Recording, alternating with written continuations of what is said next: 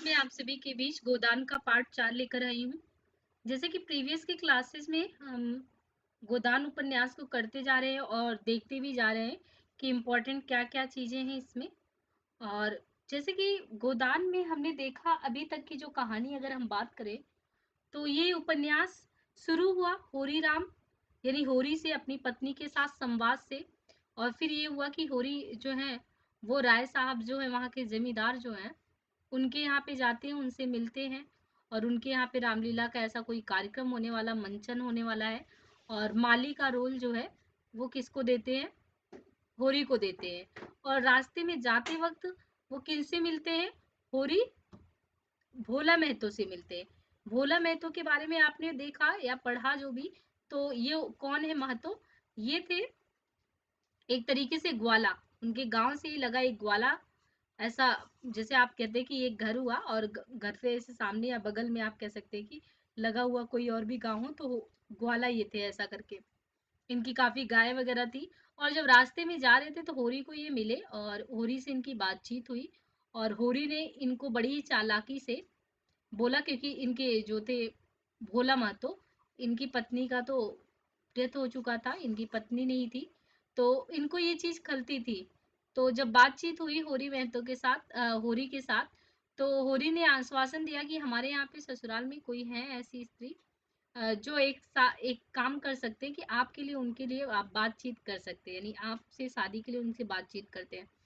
तो कहीं न कहीं भोला जो थे वो प्रसन्न हुए इस बात से और उन्होंने उनको बोल दिया कि ठीक है, आप गाय हमारे यहाँ से लेके जा सकते हैं। और आपने देखा था कि होरी का एक स्वप्न था कि उनको गाय किसी भी रूप में अपने बांधे द्वार पे बंधा मिले, क्योंकि इसको वो कई चीजों से जोड़ के देखते थे।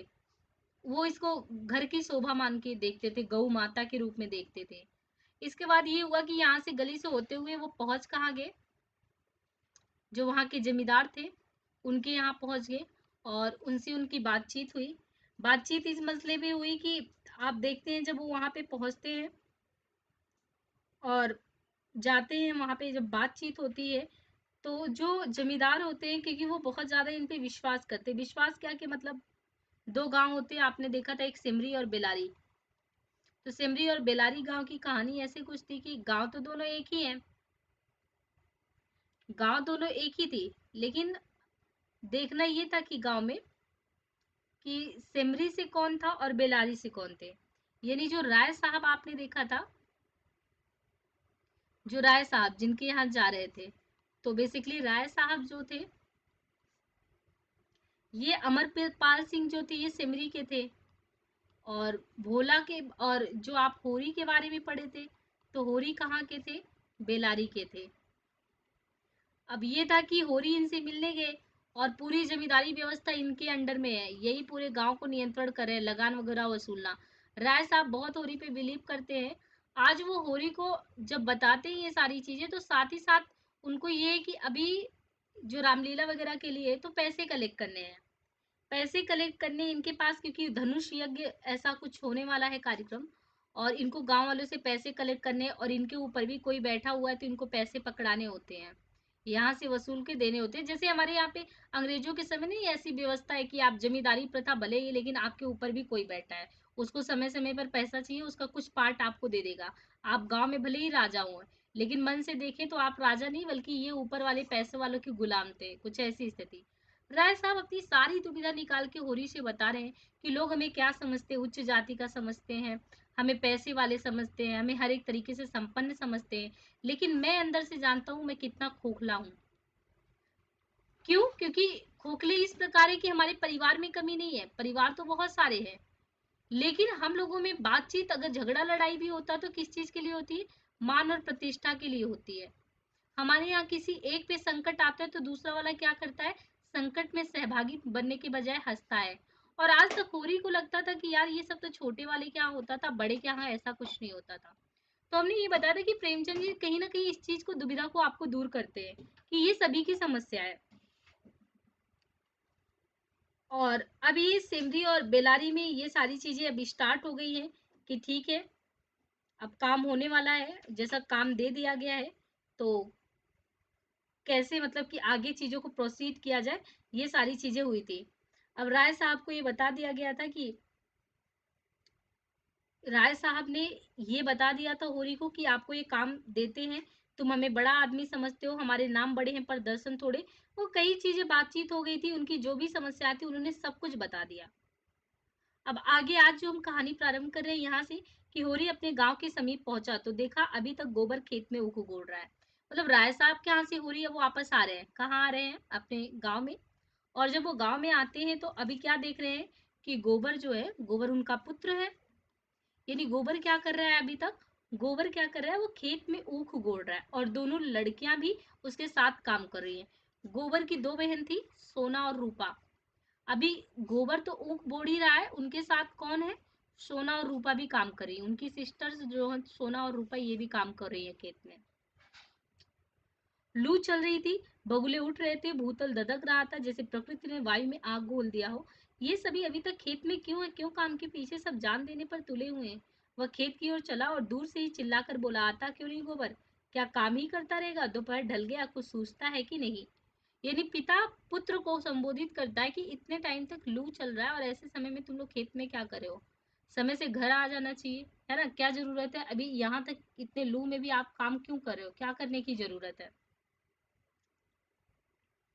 उसे देखते ही तीनों ने कुदाले उठा ली और उसके साथ हो लिए। गोबर सांवला लंबा एक हरा युवक था जिसे इस काम से रुचि नहीं मालूम होती थी। गोबर को कभी इंटरेस्ट नहीं आता था किसमें, खेती किसानी में। खेती में गोबर को इंटरेस्ट नहीं था। लेकिन जैसा हमने पहले ही बताया था कि होरी इसको जात, मरजात, प्रतिष्ठा मान, एक किसान के लिए मरजात क्या था, खेती थी।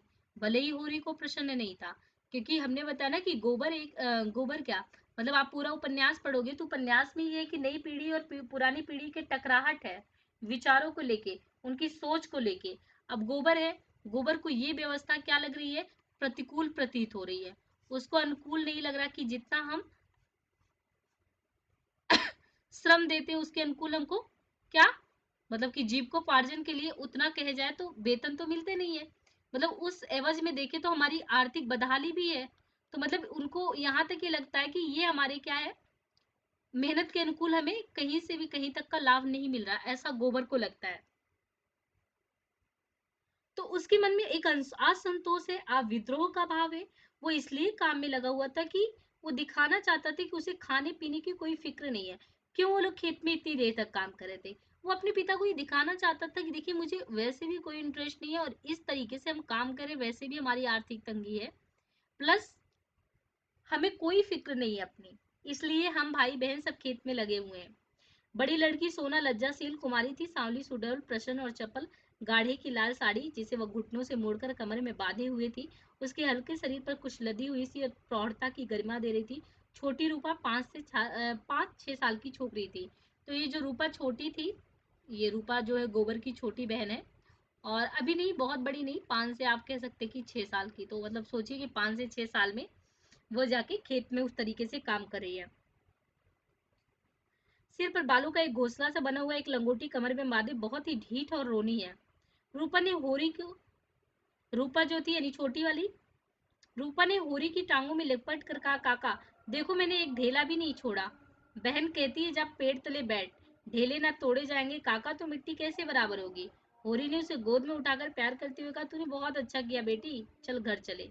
कुछ देर अपने विद्रोह को दबाए रहने के बाद गोबर बोला, ये तुम रोज रोज मालिकों की खुशामद करने क्यों चले जाते हो, बाकी ना चुके तो प्यादा आकर गालियां सुनाता है, बेगार देनी ही पड़ती है। नजर नजराना सब तो हमसे भराया जाता है, फिर किसी को क्यों सलामी करो। इस समय यही भाव होरी के मन में भी आ रहे थे, लेकिन लड़की की इस विद्रोह का भाव दबाना जरूरी था। देखिए, गोबर को रहा नहीं गया। गोबर ने क्या किया, होरी से ये पूछ लिया कि क्यों जरूरी है कि आप जाके किसी की तलवे चाटे, और फिर आप वहां पे तलवे चाटते हो तो क्या आपको इससे कहीं से कहीं तक आपको छूट मिलती है, लगान वगैरह में कुछ मिलती है, नहीं मिलती है। लेकिन होरी को ये बात पता है, लेकिन होरी को बात पता होने के बावजूद वो जो विद्रोह का स्वर बच्चे के मन में उठ रहा उसको जुटाना, उसको दबाना जरूरी था, नहीं तो वो और बोलता। तो इस विद्रोह भाव को दबाना जरूरी था। बोला सलामी करने ना जाए तो रहे कहाँ। अब होरी क्या कह रहे, होरी को बच्चे की ये बात अपने बुरी लग रही है। बुरे क्या, अगर वो ना भी कहना चाहे तो एक हिसाब से उनको क्या है कि आप देखेंगे कहीं ना कहीं कहना ही पड़ेगा। यानी ये विद्रोह का भाव होरी को क्या करना है कि पुत्र को जवाब देना ही जवाब देना है कि क्या कह रहे हो, अगर हम नहीं करें, सलामी नहीं ठोके तो क्या करेंगे, गोबर से कह रहे हैं, कहाँ रहेंगे। भगवान ने जब गुलाम बना दिया है तो अपना क्या बस। यही चीज सबसे बड़ी है कि हर एक चीज में जो यहाँ पे सबसे बड़ी समस्या है ना कि भगवान ने क्या कर दिया है। भगवान ने ही हमको क्या कर दिया है, गुलाम बनाया है। भगवान ने गुलाम बना दिया, गुलाम खुद से थोड़ी बने हैं। ऐसी ये जो मानसिकता है ना, ये आपको और भी जकड़ देती है। आपको ये बता देती है कि आपको बाहर समस्या से नहीं निकलना है, क्योंकि आप जैसे होता है कि भाग्य भरोसे कर्म, अगर मैंने कर्म कर्म पे ध्यान नहीं दिया, भाग्य ने साथ नहीं दिया तो हम नौकरी नहीं पाए, भाग्य ने साथ नहीं दिया तो हम ये नहीं कर पाए। अब यहाँ पे गुलामी की दास्ता को है, वो कहते कि भगवान भगवान तो देखिए भगवान ने गुलाम बनाया, ऐसी उनकी मानसिकता है। तो जब ऐसी उनकी मानसिकता है तो उस जकड़न से वो बाहर कैसे आएंगे। ये चीज गोबर को बिल्कुल समझ से परे लगती है कि कैसे, मतलब ये भगवान को क्यों बार बार कह देते हैं, हर एक चीज गलती में भगवान को क्यों ला देते हैं। पर होरी को आप देखिए कि एक पारंपरिक जो सोच होती है और हमारी एक संस्कृति है और पुरातन मान्यताएं जो उनमें निहित है, उसके अनुरूप वो अपने आप को संचालित कर रहे हैं, इनमें उनकी भी कोई गलती नहीं है। और क्योंकि गोबर जो नई पीढ़ी का बंदा है, ये अपनी सोच से संचालित हो रहा है, इसमें इसकी भी कोई गलती नहीं है। अब वो कहते हैं कि भगवान ने जब गुलाम बना दिया तो अपना क्या बस। ये इसी सलामी की बरकत है कि द्वार पे मड़ैया डाल ली और किसी ने कुछ नहीं कहा। घूरे ने द्वार पर खूंटा गाड़ा तो जिस पर कारिंदों ने 2 रुपए डांड ले लिए थे। तलैया से कितनी मिट्टी हमने खोदी, कारिंदों ने कुछ नहीं कहा। दूसरे खोदे तो नजर देनी पड़ी। अपने मतलब के लिए सलामी करने जाता हूँ, पाँव में सनीचर नहीं है और सलामी करने में कोई बड़ा सुख मिलता है। घंटों खड़े रहो, तब जाके मालिक को खबर होती है। कभी बाहर निकलते तो कभी कहला देते कि फुर्सत नहीं है। अब देखिए, पिता और पुत्र के बीच बहुत तगड़ा चल रहा है। होरी के बीच और गोबर के बात वो अपना तर्क दे रहे हैं। वो होरी भी कह रहे हैं कि देखो मेरी भी बात सुन लो, मैं ऐसा जाता हूँ कि ऐसा नहीं कि बिल्कुल जाते ही सोफा पे बिठा देते, ऐसा कुछ नहीं है। जाके लाइन में घंटों खड़े रहते हैं। जरूरी नहीं कि जमींदार साहब आए और हमसे बात कर ले, मतलब मुझे भी नहीं पता कि ये आके बात कर लेंगे। लेकिन वो 2-3 घटना याद दिलाती है कि गाँव में कि देखो हम लोगों ने ये काम किया तो कोई बोलने नहीं आया, कोई कारिंदा बोलने नहीं आया। उसका ये है कि कहीं न कहीं वो कारिंदे हमारा सम्मान करते हैं। और क्यों करते हैं? क्योंकि मैं बराबर जमींदार साहब से मिलता रहता हूँ। कैसे? क्योंकि बगल में आप देखते हैं कि घूरे ने जब द्वार पर खूंटा गाड़ा तो उसके यहाँ कारिंदों ने डंडा लगा दिया, डांड लगा दिया, पर अपने यहाँ नहीं लगाया। गोबर को गुस्सा आई, उसने फिर कटाक्ष किया। बड़े आदमियों की हाँ में हाँ मिलाने में कुछ ना कुछ आनंद तो मिलता ही है, नहीं लोग मेमोरी के लिए क्यों खड़े हों। जब सिर पर पड़ेगी तब मालूम होगा बेटा, अभी जो चाहे कह लो। पहले मैं भी यही सब बातें सोचा करता था, पर अब मालूम हुआ कि हमारी गर्दन दूसरों के पैरे नीचे दबी हुई है, अकड़ कर निबाह नहीं हो सकता। अभी आपने देखा कि एक सेंटेंस जैसे ही इन्होंने बोला था, जस्ट उसके बाद फिर, क्योंकि आपको समझना है, होरी का दिमाग जो है ना वो समझना है। होरी फिर ये कहते हैं बेटे से कि पता है, जब अपनी गर्दन दूसरों के नीचे दबी हो तब जो कारस्तानी आप कर रहे हो ना वो काम नहीं आती।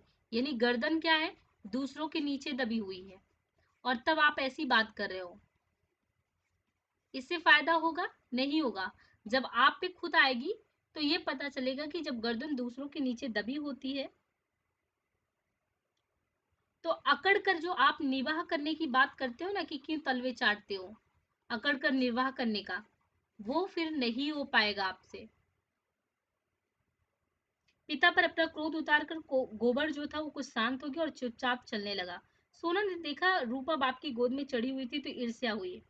उसे डांट कर बोली, अब गोद से उतारकर पाँव पाँव क्यों नहीं चलती, क्या पाँव टूट गए हैं। तो दोनों बहनों में मतलब थोड़ा खटपट होता है कि देख रही है कि रूपा अपने पिता की गोदी में, छोटी है रूपा, 5-6 साल की है। सोना उसको कहती है संबोधित करके कि पाँव में क्या मतलब प्रॉब्लम है, उतर के चलो ना, कि क्यों लद के चल रही हो। रूपा ने बाप की गर्दन में हाथ कर ढिठाई से कहा, नहीं उतरेंगे, जाओ। काका, बहन हमको रोज चिढ़ाती कि तू रूपा है मैं सोना हूँ, मेरा नाम कुछ और रख दो। होरी ने सोना को बनावटी रोज से देकर कहा, तो इसे चढ़ाती क्यों है सोनिया, सोना तो देखने को है, निबाह तो रूपा से होता है, रूपा ना हो तो रुपए कहाँ से बने, बता। सोना ने अपने पक्ष का समर्थन किया, सोना ना हो मोहन कैसे बने, नथुनिया कहाँ से आए, घंटा कैसे या कंठा कैसे बने। गोबर भी इस विनोद में विवाद में शरीक हो गया। रूपा से बोला, तू कह दे कि सोना तो सूखी पत्ती की तरह पीला है। रूपा रूपा तो उजला होता है, जैसे सूरज। सोना बोली, शादी ब्याह में पीली साड़ी पहनी जाती, उजली साड़ी कोई नहीं पहनता। रूपा इस दलील से परास्त हो गई। गोबर और होरी की कोई दलील इसके सामने ठहर नहीं पाई। उसके क्षुब्ध आंखों से होरी को देखा। होरी को एक नई युक्ति सूझ गई। बोला, सोना बड़े आदमियों के लिए है, हम गरीबों के लिए तो रूपा ही है। जैसे जौ को राजा कहते, गेहूं को चमार, इसलिए ना कि गेहूं बड़े आदमी खाते, जौ हम लोग खाते हैं। देखिए यहाँ पे लेखन शैली जो है ना, जब हम शैली दो चीज पक्ष में देखते हैं, तो शैली और संवेदना देखते हैं। तो शैली और संवेदना में कि एक कहने की जो भाषाई संवाद जो कौशल है संप्रेषित करने का, और क्योंकि आप उपन्यास पढ़ रहे हो, उपन्यास में आपने देखा है कि एक 6 तत्वों में संवाद भी सम्मिलित है। भाषा शैली तो होती ही है, संवाद कौशल भी होता है ना? वो भी होता है। तो यहाँ पे होरी को बोला जा रहा है कि देखो, वो क्या कहते हैं कि हम गरीबों के लिए तो रूपा ही है। वैसे ही एकदम तुलनात्मक दृष्टि से बता रहे हैं कि सेम वही कंडीशन हो, जैसे जौ को राजा कहते हैं, गेहूं को चमार, इसलिए नहीं कि गेहूं बड़े आदमी खाते, जो हम लोग खाते। सोना के पास इस सबल युक्ति का कोई जवाब नहीं था। परास्त होकर बोली, तुम सब जने एक और हो गए, नहीं रुपया को रुला कर छोड़ती। वो कहती, नहीं तो मैं रुपया को रो के मतलब रुला के छोड़ती। और इनका क्योंकि खुद का सोना नाम था, तो ऐसे मतलब तीनों चारों लोगों में, पिता पुत्र और दोनों बेटियों में इस तरीके से अपना नोक झोंक टाइप में बातचीत चलता रहा। वो लोग रास्ते से गुजरते रहे। रूपा ने उंगली मटकाकर कहा, ए राम सोना चमार, ए राम सोना चमार। फिर इस विजय को उतना आनंद के साथ ली कि बाप की गोद में नहीं रह पाई और जमीन पर कूद पड़ी और उछल उछल कर रटने लगी, रूपा राजा सोना चमार, रूपा राजा सोना चमार, ऐसा करके। ये लोग घर पहुंचे तो धनिया द्वार पर खड़ी इनकी बाट जो रही थी। रुष्ट होकर बोली, आज इतनी देर क्यों की गोबर, काम के पीछे कोई प्राण थोड़ी दे देते हैं। फिर पति से गर्म होकर कहा, तुम भी वहां से कमाई करके लौटे तो खेत में पहुंच गए, खेत कहीं भागा जाता था। द्वार पर कुआं था। होरी और गोबर ने एक एक कलसा पानी सिर पर उड़ेला, रूपा को नहलाया और भोजन करने गए। जौ की रोटियां थी, पर गेहूं जैसी सफेद और चिकनी। अरहर की दाल थी, जिसमें कच्चे आम पड़े हुए थे। रूपा बाप की थाली में खाने बैठी। सोने ने उसे ईर्ष्या भरी आंखों से देखा, मानो कह रही थी, वाह रे दुलार। धनिया ने पूछा, मालिक से क्या बातचीत हुई? होरी ने लोटा पर पानी चढ़ाते हुए कहा, यही तहसील वसूल की बात थी, और क्या। हम लोग समझते हैं बड़े आदमी बहुत सुखी होंगे, लेकिन सच पूछो तो वह हमसे भी ज्यादा दुखी है। हमें अपने पेट ही की चिंता है और उन्हें हजारों चिंताएं घेरी रहती है। इसीलिए राय साहब ने बहुत अच्छे से, आप कह सकते हैं कि, अपनी बातों को होरी के सामने रख दिया कि कम से कम एटलीस्ट होरी के सामने ये बात रखेंगे तो होरी हमारी बातों को समझेगा। अब देख लीजिए, होरी समझ भी गया उनकी बातों को। आके बताते हैं कि जो सम्भ्रांत वर्ग है, हम लोगों को लगता है कि ये वर्ग जो है बहुत समृद्ध वर्ग है ना? पर जरूरी थोड़ी है कि सम्भ्रांत वर्ग सुखी ही है, वो भी दुखी है। दरअसल उनकी दुख में कोई सहभागिता नहीं कर सकता, क्योंकि अगर वो बताते हैं कि वो दुखी है, तो लोग क्या करते हैं, उसका मजाक बनाते हैं। और वो बता रहे हैं कि देखो, आज हमको ये बताया सारी चीज, और सब कुछ अभी सुन रहे हैं, गोबर भी, उनके पुत्र भी सुन रहे हैं कि देखो पिताजी को क्या समझा के बेचे। उन्होंने कहा, हमें अपने पेट की चिंता रहती, उन्हें हजारों की। राय साहब ने और क्या क्या कहा था, वह कुछ होरी को याद नहीं था। उस सारे कथन का खुलासा मात्र उसके स्मरण में चिपका हुआ रह गया था। गोबर ने व्यंग किया, तो फिर अपना इलाका हमें क्यों नहीं दे देते? हम अपने खेत, बैल, हल, कुदाल सब उन्हें देने को तैयार है। करेंगे बदला। यह सब धूर्तता है, नीरी मोटरम ग्री। जिसे दुख होता है वह दर्जनों मोटर नहीं रखता, महलों में नहीं रहता, हलवा पूरी नहीं खाता और नाच नाच रंग में लिप्त होता। मजे से राज का सुख भोग रहे, उस पर दुखी हैं। होनी ने झुझला कर कहा, अब तुमसे बहस कौन करे भाई? जायदाद किसी से छोड़ी जाती है कि वही छोड़ देंगे? हमें को खेती से क्या मिलता? एक आने नफरी की मजदूरी भी तो नहीं मिलती। जो 10 रुपए महीने का भी नौकर है, वह भी हमसे अच्छा खाता पहनता है, लेकिन खेतों को छोड़ा तो नहीं जाता। खेती छोड़ दे तो और क्या करे? नौकरी कहीं मिलती है, फिर मर्जाद भी तो पालना ही पड़ता है। खेती में जो मर्जाद, वो नौकरी में नहीं। सबसे बड़ी समस्या एक यही है कि परंपरा में अगर कुछ चीज चेंजिंग लानी है, तो बहुत बड़ी चीज हो जाती है कि हम अपने पुराने जो सोच है उससे बाहर कैसे आए। जैसे हो रही कि इस बात से आपको लग रही है कि उन्होंने कहा खेती में, है ना, ऐसे आपको लिखना पड़ेगा, ऐसे आता भी है, मतलब आपको एक्सप्लेन करना। खेती में जो मर्जाद है, आप देखो कि खेती में जो, एक तरीके से वो कह रहे हैं कि खेती में जो मर्जाद है, वो नौकरी में है क्या? वो नौकरी में है नहीं। इनका मतलब कि नौकरी करना दूसरे का तलवा चाटना, अपने खेत में चाहे भले ही कमाई हो, खेती में जो मर्जाद है वह नौकरी में तो नहीं है। इसका मतलब इसमें मर्जाद है। बाकी आप देख रहे हैं होरी को, अब किसी को नहीं, अब धनिया को समझाना है, क्योंकि धनिया होरी से संभलने वाली नहीं है। इसलिए जैसे इन्होंने भोला महतो का भोला महतो की खूब बड़ाई की थी कि धनिया आपके बारे में ये कह रही थी वो, अब ये धनिया को समझा रहे हैं कि देखो आपके बारे में, धनिया से कह रहे हैं कि देखो भोला महतो तुम्हारे बारे में क्या क्या कहते हैं। बोले कि वो कहते हैं कि मुझसे जब मिलता है तेरा बखानी करता है, ऐसी लक्ष्मी है कि सलीकेदार है। धनिया के मुख पे स्निग्धता छलक पड़ी। मन भाए मुड़िया हिलाए वाले भाव से बोली, मैं उनके बखान की भूखी नहीं हूँ, अपना बखान धरे रहे। होरी ने स्नेह भरी मुस्कान के साथ कहा, मैंने तो कह दिया भैया। वह नाक पर मक्खी भी नहीं बैठने देती, गलियों से बात करती है, लेकिन वह यही कह जाए कि वह औरत नहीं लक्ष्मी है। बात ये है कि उसकी घरवाली, मतलब बात ये है कि उसकी घरवाली जवान की बड़ी तेज थी। बेचारा उसके डर के मारे भागा भागा फिरता था, कहता था जिस दिन तुम्हारी घरवाली का मुंह सवेरे देख लेता उस दिन कुछ ना कुछ जरूर होता है। मैंने कहा तुम्हारे हाथ लगता होगा, ये तो रोज रोज है, कभी कभी पैसे से भेंट नहीं होती। तुम्हारे भागी खोटे हैं तो मैं क्या करूं। लगा अपनी घरवाली की बुराई करने। भिखारी को भीख तो नहीं देती थी, झाड़ू लेकर मारने दौड़ती थी, लालचिन थी, ऐसी थी, नमक तक दूसरों के घर से मांग लेती थी। मरने पर भी किसी की क्या बुराई करूं, मुझे देखकर जल उठती थी। भोला बड़ा गमखोर था कि उसका साथ निभा कैसे करे। दूसरा होता तो जहर खा के मर जाता। मुझसे 10 साल बड़े होंगे भोला, पर राम राम पहले ही करते तो क्या कहते। जिस दिन तुम्हारी घरवाली का मुंह देख लेता हूँ तो क्या होता है उस दिन, भगवान कहीं ना कहीं कुछ भेज देते हैं। बहुएं भी तो वैसी चटोरी नाई हैं। अब की सबों ने 2 रुपए के खरबूजे उधार खा डाले, उधार मिल जाए फिर उन्हें चिंता नहीं होती कि देना पड़ेगा या नहीं। और भोला रोते काहे को है। गोबर आकर बोला कि वो रोते क्यों है। भोला दादा आप पहुंचे, मन दो, मन भूसा हैरू और उन्हें दे दो, फिर उन्हें सगाई ढूंढने निकलो, उनकी सगाई ढूंढने निकलो। धनिया ने समझाया, आदमी द्वार पर बैठा है, उसके लिए खाट वाट तो डाल दो, नहीं तो ऊपर से लगे बुनबुनाने। कुछ तो बलवंशी सीखो, कलसा ले जाओ, पानी भरकर रख दो, हाथ मुंह धोए, कुछ रस पानी पिला दो। मुसीबत में आदमी दूसरे के सामने हाथ फैलाता है।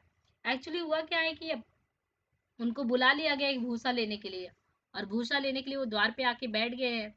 अब ये है कि मन तो नहीं है धनिया का कि बैठने की गद्दी वद्दी लगा दे, लेकिन कह रही ठीक है, क्योंकि एक वो है ना कि गाय, गाय तो सभी को प्यारी थी, धनिया को भी। वो सोच रही थी किसी तरह गाय हाथ में आ जाए, तो भोला ने कहा जाओ, मतलब बैठाने बैठने की व्यवस्था कर दो, आया वहां से।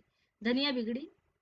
हुआ क्या, उसने कहा कि बलमनसी से बिठा दो, और रस वस का काम नहीं है, कौन कोई पाहुने हैं क्या, होरी बोला। धनिया बिगड़ी, पाहुने और कैसे होते, रोज रोज तो हमारे द्वार पर आता नहीं, इतनी देर से धूप में आया है, प्यास लगी होगी, रुपया देख, डब्बे में तम्बाकू है कि नहीं, गोबर के मारे कहे को बेची बची होगी, मतलब गोबर ही खा लिया होगा, दौड़कर एक पैसे का तम्बाकू सवाइन के यहाँ से ले ले। बोला कि आज जितनी खाती रही कभी नहीं होगी। गोबर ने खाद डाला, सोना रसगोली, तम्बाकू बल्लाई। दुनिया द्वार पर किवाड़ की आड़ में खड़ी अपने कानों से अपना बखान सुनने के लिए अधीर हो रही थी। बोला ने चिलम हाथ में लेकर कहा, अच्छी घरनी घर में आ जाए तो समझ लो लक्ष्मी आ गई। वह जानती है छोटे बड़े का आदर सत्कार कैसे करना चाहिए। धनिया के हृदय में उल्लास का कंपन हो रहा था। चिंता और निराशा और अभाव से आहत आत्मा इन शब्दों में एक कोमल शीतल स्पर्श का अनुभव कर रही थी। होरी जब भोला का खाचा उठाकर भूसा लाने अंदर चला तो धनिया भी पीछे चल पड़ी। होरी ने कहा, जाने कहाँ से इतना बड़ा खाचा मिल गया, किसी भड़बूजे से भाग लिया होगा, मन भर से कम में ना भरेगा, 2 खाचे भी दिए तो मन निकल जाएंगे। धनिया फूली हुई थी, मलामत की आंखों से देखती हुई बोली, या तो किसी को न्योता ना दो, अगर दो तो भरपेट खिलाओ। तुम्हारे पास फूल पत्र लेने थोड़ी ही आए हैं, चंगेरी लेकर चलते। देते ही हो तो 3 खाचे दे दो ना, भला आदमी।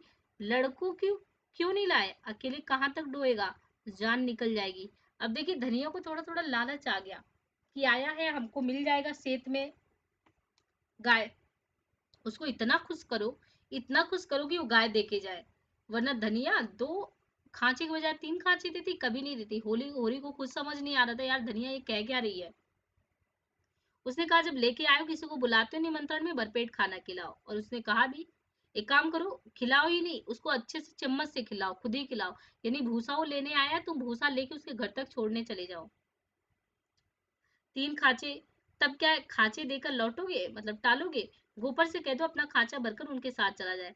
गोबर ऊख गोड़ने जा रहा है, एक दिन न गोड़ने से ऊख नहीं सूख जाएगी। ये तो उनका काम था कि किसी को अपने साथ ले लेते। भगवान के दिए 2 बेटे हैं, ना होंगे घर पे, दूध लेकर बाजार गए होंगे। ये तो अच्छी दिल लगी है, अपना माल भी दो और उसे घर तक पहुंचा भी दो। लाद दे लाद दे, लादने वाला साथ कर दे। अच्छा भाई कोई मत जाए, मैं पहुंचा दूंगी। बड़ों की सेवा करने में लाज नहीं। अब वो खुद तैयार है, भाई चिंता मत करो, मैं खुद ही पहुँचाने चली जाऊँगी। मतलब आप देख रहे हैं कि इतना आगे वो कैसे, मतलब इतना आगे कैसे मदद कर सकती है।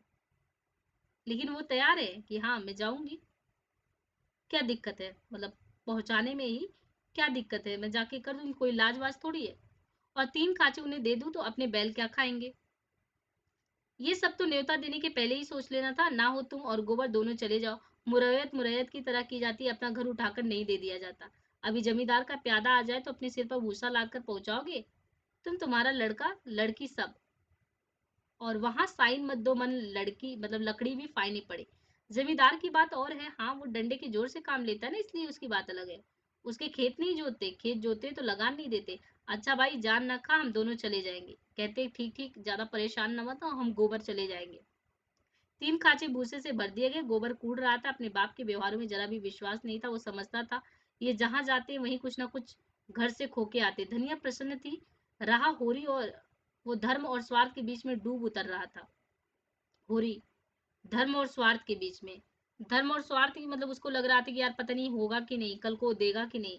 होरी और गोबर मिलकर एक खांचा बाहर लाए। भोला ने तुरंत अपने अंगोछे का बीड़ा बनाकर सिर पर रखते हुए कहा, मैं इसे रखकर अभी आता हूँ। एक खांचा और लूंगा। होरी बोले, एक नहीं, अभी 2 और भरे धरे हैं और तुम्हें आना नहीं पड़ेगा। मैं और गोबर एक एक खांचे लेकर तुम्हारे साथ ही चलता हूँ। भोला चकित हो गया कि यार भाई मेरे घर तक क्यों पहुंचा रहा है।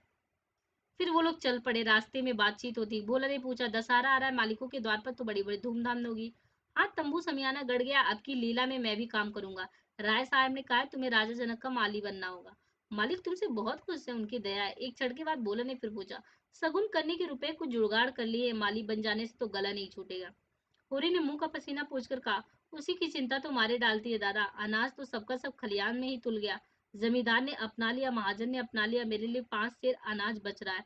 यह भूसा तो मैंने रातों रात ढोकर छिपा दिया था, नहीं तिनका भी ना बचता। जमींदार तो एक ही है, मगर महाजन 3-3 है। सहुआइन अलग, मंगरू अलग, दाता दिन पंडित अलग। किसी का ब्याज भी पूरा नहीं चुका पाता। जमींदार के भी आधे रुपए बाकी पड़ गए। सहुआइन से फिर से रुपए उधार लिए काम चला। सब तरह किफायत करके देख लिया, भैया कुछ नहीं होता। हमारा जन्म इसीलिए हुआ है कि अपना रक्त बहाए और बड़ों का घर भरे। अब देखिए यहाँ पे फिर एक चीज है कि होरी कह रहा है कि एक्चुअली मेरा जन्म किस लिए हुआ है। होरी कहता है कि एक काम है कि मेरा जन्म इसलिए है कि मैं क्या करूं, अपना क्या करूं, रक्त बहाऊं। यानी अपने रक्त बहाने पे क्या हो रहा है, दूसरे के घर, यानी अपने पसीने की कमाई क्या जा रही है दूसरे क्या, यानी अपना रक्त बहाएं और उससे क्या हो, उससे दूसरे का घर, उससे क्या हो, दूसरों का घर भरेगा। ये हो रही, और बात सही भी है। मेहनत ये करे और ले कोई और आया तो उससे क्या है, दूसरों का घर भर रहा है। एक तरीके से देखा जाए दूसरों का घर भरे। और बताए कि मूल का दुगना सूद बढ़ चुका, पर मूल ज्यों का त्यों सिर पर सवार है। लोग कहते हैं सर्दी गर्मी में तीर्थ व्रत में हाथ बांध कर खर्च करो, मुदा रास्ता कोई नहीं दिखाता। राय साहब ने बेटे के ब्याह में 20,000 लुटा दिया, उनसे कोई कुछ नहीं कहता। मंगरू ने अपने बाप के क्रियाक्रम में 5,000 लगा दिए, उनसे कोई कुछ नहीं पूछता। वैसा ही मर्जाद तो सबका है, भोला ने करुण भाव से कहा। बड़े आदमी की बराबरी तुम कैसे कर सकते हो भाई, आदमी तो हम भी हैं। कौन कहता है कि हम तुम आदमी हैं, हम में आदमियत कहाँ है। आदमी वह है जिनके पास धन है, अख्तियार, इल्म है। हम लोग तो बैल है। देखिए क्या मतलब बता रहे हैं कि हम लोग क्या है, हम लोग एक बैल के समान है। बैल यानी काम करने वाले के समान है। और हमें आदमियत कहाँ है, आदमियत तो ये है ना जो पैसे लुटा रहे हैं, उनसे कोई पूछने वाला नहीं है कि आप 10,000 खर्च कर रहे हो, 20,000 खर्च कर रहे हो। हमारा खर्च हो जाए तो हमारे वाले सलाह देने लगेंगे, भाई कम खर्च करो। और बोला कि कौन कहते हम तुम आदमी हो, हम तुम में आदमियत कहाँ है। आदमी वो है जिसके पास धन है, इख्तियार है, इल्म है। हम लोग तो बैल है और जुतने के लिए पैदा हुए हैं। उस पर एक दूसरे को देख नहीं सकते। एका का नाम नहीं, एक किसान दूसरे के खेत में ना चढ़े तो कोई जाफा कैसे करे। प्रेम तो संसार से उठ चुका है। बूढ़ों के लिए अतीत के सुख और वर्तमान के दुख और भविष्य के सर्वनाश से ज्यादा मनोरंजक और कोई प्रसंग नहीं होता। बूढ़ों के लिए क्या है, अतीत का सुख, वर्तमान का दुख, भविष्य का सर्वनाश। दोनों मित्र अपने अपने दुखड़े रोते रहे। भोला ने अपने बेटों के करतूत सुनाए, होरी ने अपने भाइयों का रोना रोया। और तब तक कुएं पर बोझ रखकर पानी पीने के लिए बैठ गए। गोबर ने बनिए से लोटा मांगा और बनिया मतलब मतलब गोबर ने बनिए से लोटा मांगा और पानी खींचने लगे। एक्चुअली बनिया नहीं, उनकी पुत्री होती है, तो उनकी अपनी पुत्री से वो मांगते हैं। भोला ने शायद से पूछा, अलगौजे के समय मतलब अलग होने के समय तो तुम बड़े रंज हुए होगे, भाइयों को तुमने बेटों की तरह पाला था। होरी आदर कण से बोला, कुछ ना पूछो दादा, यही जी चाहता था कि कहीं जाके डूब मरूं। मेरे जीते जी सब कुछ हो गया, जिनके पीछे अपनी जवानी धूल में मिला दी वो मेरे भाई मुद्दई हो गए। झगड़े की जड़ क्या थी? यही कि मेरी घरवाली हार में काम करने क्यों नहीं जाती। पूछो, घर देखने वाला भी कोई चाहिए कि नहीं? लेना देना, धरना उठाना, संभालना सहना ही कौन करे? फिर वो घर बैठी तो नहीं रहती थी, झाड़ू बहारू रसोई चौका सब कुछ देखती थी। शोभा की औरत घर संभाल लेती कि हीरा की औरत में सलीका था। जब से अलग हुए दोनों घर में एक जून रोटी पकती है, नहीं सबको दिन में 4 बार भूख लगती थी। अब खाएं 4 दफे तो देखो। इस मालिकपन में गोबर की माँ की जो दुर्गति हुई है वह मैं ही जानता हूँ। बेचारी अपनी देवरानियों के फटे पुराने कपड़े पहनकर दिन काटती थी, खुद भूखी से सो रही थी, लेकिन बहुओं के लिए जलपान तक का ध्यान रखती थी। अपनी देह पर गहने का नाम कच्चा धागा भी नहीं था, देवरानियों के लिए 2-2 4-4 गहने बनवा दिए थे। सोने के ना सही चांदी के तो हैं। जलन यही थी कि अब मालिक क्यों है, बहुत अच्छा हुआ कि अलग हो गए। मेरे सिर से बला टली। भोला ने एक लोटा पानी चढ़ाकर कहा, यही हाल घर घर का है भैया। भाइयों की बात ही क्या कहूँ। यहाँ तो लड़कों से भी नहीं पड़ती, और पड़ती इसलिए नहीं कि मैं किसी को कुचल कर या कुचाल कर देखो मुंह बंद कर दूं। तुम जुआ खेलोगे, चरस पियोगे, गाज के दाम लगाओगे, मगर आए किसके घर से? खर्चा करना चाहते हो तो कमाओ, मगर कमाई तो किसी से ना होगी ना। खर्च दिल खोल कर करते। जेठा कामता सौदा लेकर बाजार जाएगा तो आधे पैसे गायब। ये इनका बेटा है कामता, उनका बेटा। अब वो भोला मैं तो बता रहे हैं ना, जैसे इनके यहाँ बेटा उनका वो था, ऐसे ही इनका बेटा खुद का अपने बेटे की करतूत बता रहे हैं कि जो कामता प्रसाद है, तो वो जाता है और पैसे कितना लेके आते हैं, तो सब अपने अपने बेटे बेटे के दुखड़े गा रहे हैं कि ये प्रॉब्लम है। छोटा जो जंगी व संगत के पीछे। अब इनका जो एक बेटा है कामता हो गया, जो इनका छोटा वाला बेटा है, छोटा वाला बेटा क्या है, उसका क्या नाम है, जंगी। और जंगी तो अपने में मस्त है, यानी वो क्या करता रहता है दिन भर। जंगी क्या, वो अपने ही दुनिया में मस्त है, यानी वो संगत के पीछे, जैसे संगत सुनना ये सारी चीजों में वो अपने में ही मस्त है, उसका कुछ पता ही नहीं है। साज हुई और ढोल बजीरा लेके बैठ जाता। संगत को मैं बुरा नहीं मानता, गाना बजाना गलत चीज नहीं है, पर सब काम फुर्सत के हैं। ये नहीं कि घर का तो कोई काम ना करो, आठों पैर उसी धुन में पड़े रहो। जाती मेरे सिर सानी पानी में करूँ, गाय भैंस में दूध दूध लेकर बाजार में जाऊं, या गृहस्थी का जी का जंजाल, सोने का हंसिया जिसे ना उगलते बनता न निकलते। लड़की है जुनिया, मतलब इनकी बेटी होती है भोला की जुनिया। जुनिया की शादी हो चुकी होती है, लेकिन वही है कि पति फिर नहीं रह जाता है, तो जुनिया आके यहीं पे घर पे बैठी होती है। तो जुनिया क्या होती है, बेटी होती है। बाद में गोबर की शादी इसी जुनिया से ही होती है। तो बता रहे कि देखो जुनिया की भी कंडीशन, वो भी नसीब की खोटी है। तुम तो उसकी सगाई में आए थे ना, कितना अच्छा घर भर था। उसका आदमी बम्बई में दूध की दुकान करता था। उन दिनों वहाँ हिंदू मुसलमान में दंगा हुआ तो किसी ने उसके पेट में छुरा भोंक दिया, घर ही चौपट हो गया। वहां अब उसका निभा नहीं, जाकर लिवा लाएगी, दूसरी सगाई कर दूंगा। मगर वह राजी ही नहीं होती, और दोनों भावजें की रात दिन उसे जलाती रहती है। घर में महाभारत मचा रहता है, विपत की मारी यहाँ आई, यहाँ भी चैन नहीं। इन्हीं दुगड़ों में रास्ता कट गया। भोला का पुरवा था तो छोटा, मगर बहुत गुलजार। अधिकतर अहिर यहीं बसते थे, और किसानों को देखते इनकी दशा बहुत बुरी नहीं थी। भोला गांव का मुखिया था। द्वार पर बड़ी सी चरनी थी, जिस पर 10-12 गाय भैंसे खड़ी सानी खा रही थी। वो सारे में एक बड़ा सा तख्त पड़ा था, जो शायद 10 आदमियों से भी ना उठता। किसी खूंटी पर ढोलक लटक रही, किसी पर मजीरा, एक टाक पर कोई पुस्तक बस्ते में बंधी रखी हुई, तो जो शायद रामायण हो। दोनों बहुएं सामने बैठी गोबर पाथ रही थी, और जुनिया चौखट पर खड़ी थी। उसकी आंखें लाल थी और नाक के सिरे पर भी सुखीता मालूम होता था, अभी रोकर उठी है। उसकी मानसल स्वस्थ सुगंधित अंगों में मानो यवन लहरें मार रहा था। मुंह बड़ा और गोल था, है ना। और इस तरीके से मतलब उसका बता रहे। भोला को देखते उसने लपक कर उनके सिर से खांचा उतारा। भोला ने गोबर और होरी के खांचे उतरवाए और जुनिया से बोले, एक चिलम भर लो, फिर थोड़ा सा रस बना दो। पानी ना हो तो गगरा ले, मैं खींच देता हूँ। होरी महतो को पहचानती है ना? फिर होरी से बोला, घरने के बिना घर नहीं रहता भैया, पुरानी कहावत है ना, नाटन खेती बहुरियन घर। नाटे बैल क्या खेती करेंगे और बहुएं क्या घर संभालेंगी। जब से इसकी माँ मरी है, जैसे घर की बरकत ही उठ गई है। बहुएं आटा पात लेती हैं, पर गृहस्थी चलाना क्या जाने। हाँ, मुंह चलाना खूब जानती है। लौंडे कहीं फड़ पर जमे होंगे, सबके सब आलसी और कामचोर हैं। जब तक जीता हूं ना, इनके पीछे मरता हूँ। मर जाऊंगा तो आप सिर पर हाथ धर कर रोएंगे। लड़की भी वैसी ही है, छोटा सा अड़ौना भी करेगी तो भुनभुना कर। मैं तो सह लेता हूँ, कसम थोड़े ही सहेगा। जुनिया एक हाथ में भरी हुई चिलम दूसरे में लोटे को लिए लेकर आती है, और वो लोग पीते हैं। जुनिया ने कलसा दिया, मेहमान काहे से हो गए, तुम्हारी पड़ोसी ही तो। अब जुनिया और जो क्या नाम है, जुनिया ने कलसा लिया, और ये हुआ कि जब गई मतलब उसकी बातचीत हुई, तो जुनिया एक हाथ में भरी हुई चिलम और दूसरे में लोटे का रस लिए बड़ी फुर्ती से आप पहुंची, फिर रस्सी और कलसा लेकर पानी भरने पहुंचे। गोबर ने उसके हाथों से कलसा लेने के हाथ बढ़ाकर जेबते हुए कहा, तुम रहने दो, मैं भर लेता हूँ। जुनिया ने कलसा ना दिया, कुएं की जगह पर जाकर मुस्कुराती हुई बोली, तुम बड़े मेहमान चले, कहोगे एक लोटा पानी भी नहीं दिया। मेहमान काहे से हो गए, तुम्हारा पड़ोसी हूँ। तो गोबर कहता है, अब गोबर और झुनिया इनकी संवाद होने लगती है, तो गोबर कहता है कि कहाँ से अलग हो गए, तुम्हारे पड़ोसी ही तो हैं, मतलब बगल के गांव के ही है ना, उसी के पुरवा से लगा था, तुम्हारे पड़ोसी ही तो हैं।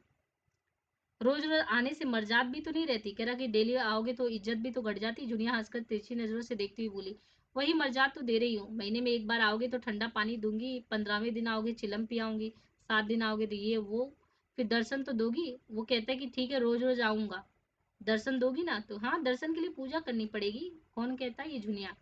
ये कहते जैसे उसे कोई भूली बात याद आ गई, उसका मुंह उदास हो गया।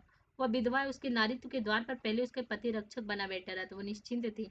अब उस द्वार पर कोई रक्षक ना था, इसलिए वह उस द्वार को सदैव बंद रखती थी। कभी कभी घर के सूनेपन से उकताकर वह द्वार खोलती, पर किसी को आते देखकर भयभीत हो जाती। गोबर ने कलसा भरकर निकाला, सबों ने रस पिया और चिलम तंबाकू वगैरह लिया। भोला ने कहा, कल तुम आकर गाय ले जाना गोबर, इस बकस से तो सानी खा रही है। गोबर की आंखें उस गाय पर लगी हुई थी और मन ही मन में मुग्ध हुआ जाता। गाय इतनी सुंदर और सुडौल थी। होरी ने लोग को रोक कर कहा, मंगवा लूंगा, जल्दी क्या है, तुम्हें जल्दी ना हो, हमें तो जल्दी है। उसे द्वार पर देखकर तुम्हें वो बात याद रहेगी, उसकी मुझे बहुत फिक्र है दादा, तो कल गोबर को बेच देना। दोनों ने अपने अपने खांचे सिर पर रखे और आगे बढ़े। दोनों इतने प्रसन्न थे मानो ब्याह करके लौटे हो। होरी का तो अपनी चिर संचित अभिलाषा के पूरे होने का हर्ष था, और बिना पैसे के गोबर को इससे भी बहुमूल्य वस्तु मिल गई थी।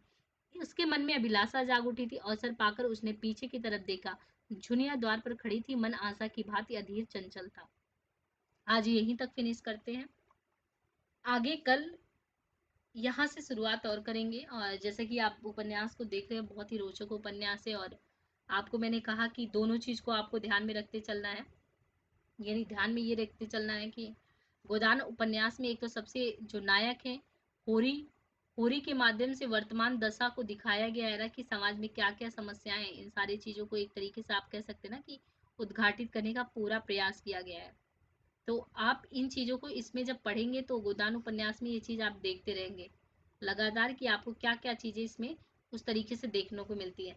बाकी आप होरी का जो सोच है या होरी का विश्वास इन सारी चीज़ों को लेके आप उसको तो देख ही रहे हैं, है ना। बाकी राय साहब जो कि सम्राट वर्ग के प्रतिनिधित्वकर्ता के रूप में उनका आप अलग दे रहे हो, और गोबर जो कि आप कह सकते हैं कि नई पीढ़ी का बंदा है, आप उसका भी देख सकते हो। तो सबके आपको मनोभाव देखने को मिलेंगे, और मनोभाव के साथ हाँ, कि क्या वर्तमान पीढ़ी की समस्याएं, वो सारी चीजें देखने को मिलेंगी।